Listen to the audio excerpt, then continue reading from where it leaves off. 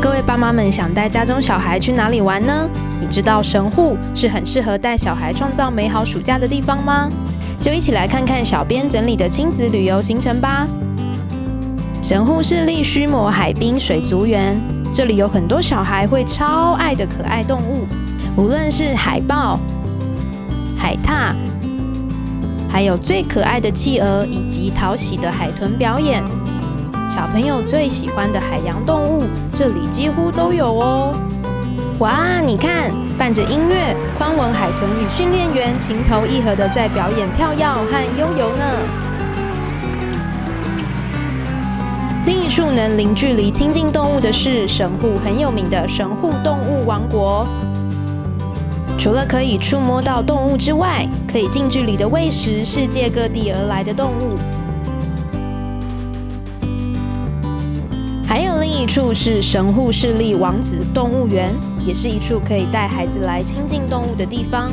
这里是全日本最快就能看见熊猫的动物园，也有动物喂食秀哦。还有可爱的无尾熊可以看。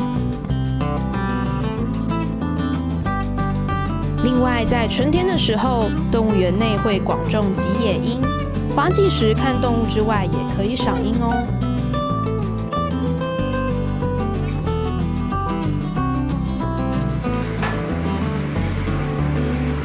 听到这个诱人的烤肉声了吗？来神户怎么能不吃神户牛肉？